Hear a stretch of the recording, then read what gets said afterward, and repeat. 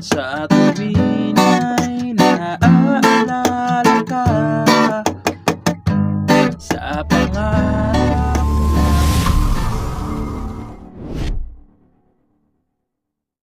Hello mga ka-idol! So ngayon meron na naman akong ituturo sa inyong magandang kanta. So yung title pala nito ay yung Naaalala Ka by Shamrock. So dito sa tutorial natin is reggae version yung ituturo natin, no? Kasi itong kanta na to is strumming, naturo na rin naman natin, no? So kung gusto nyo ng strum, hanapin nyo na lang dyan sa mga video natin. So dito is reggae naman. So dito pala mga ka-idol is magiging dalawang klase yung reggae pattern natin. Okay? So ganito muna. So magbe-bass kayo na isasama nyo yung string. Okay? Mas maganda kasi pag may string na kasama. So ganito siya. Tapos i-strummin nyo pababa. Tap sa string. Tapos i-strum down ulit. Okay? Ganun siya. Kada chords, dalawang beses nyo siyang gagawin. Okay? So sample, ganito siya kada chords. Isa pa. Tsaka na kayo lilipat. Okay?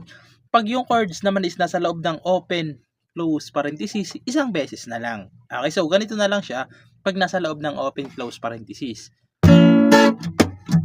Lilipat na kaagad. Okay? So ganun siya pag nasa loob ng open close parenthesis, no? So ngayon, proceed na tayo dito sa kanyang whole verse. So yung chords dyan sa whole verse is C major 7. So yung C major 7 is ito siya. So, ibabar nyo lang sa 3rd fret. Okay, sa 3rd fret nyo ibabar. Dito naman sa 4th fret nya is 3rd string. Okay, 3rd string. Dito naman sa 5th fret, 2nd string. Okay, 2nd string. Ayan. Tapos, 4th string. Sa 5th fret din ulit. Ayan.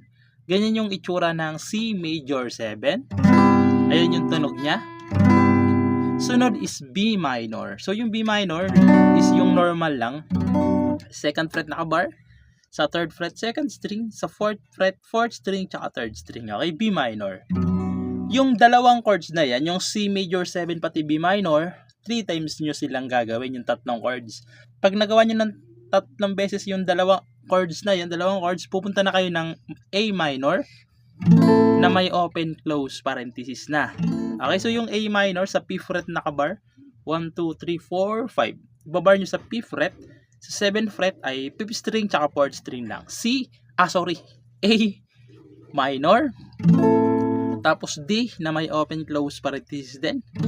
So yung D na sa 5th fret pa rin yung nakabar. Dito naman sa kanyang 7th fret, 2nd string, 3rd tsaka 4th. Okay, ayan yung ipitin nyo, tatlong string.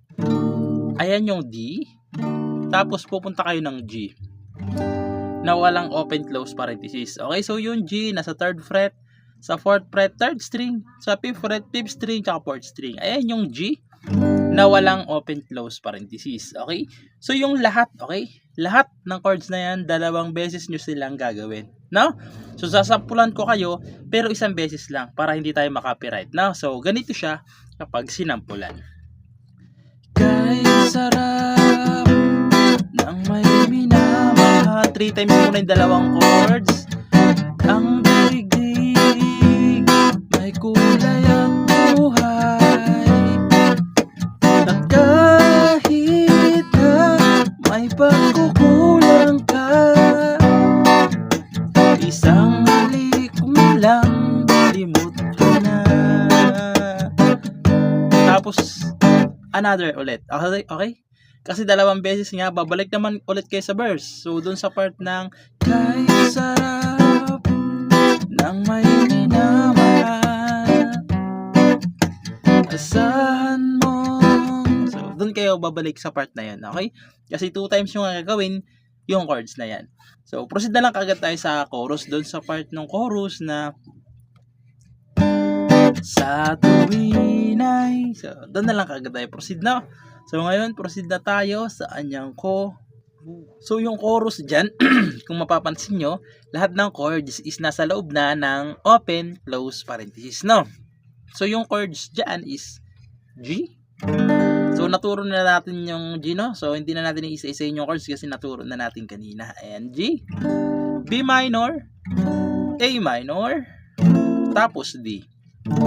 Okay? Yung 4 na chords na yan, dalawang beses nyo muna silang gagawin. Okay? Pag nagawa nyo ng dalawang beses yung 4 na chords na yan, babalik lang kayo ng A minor, B B minor, C.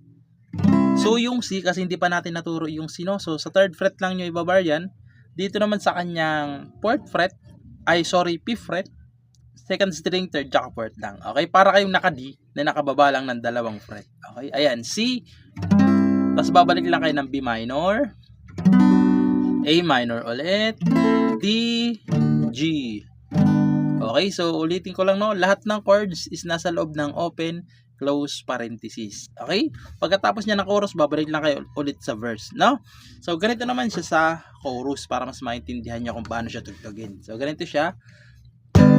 Sa tuwing ay naaalala ka 2 times, sa pangarap laging kasama ka, ikaw ang alaala sa aking pag-iisa, wala nang iibigin pang iba.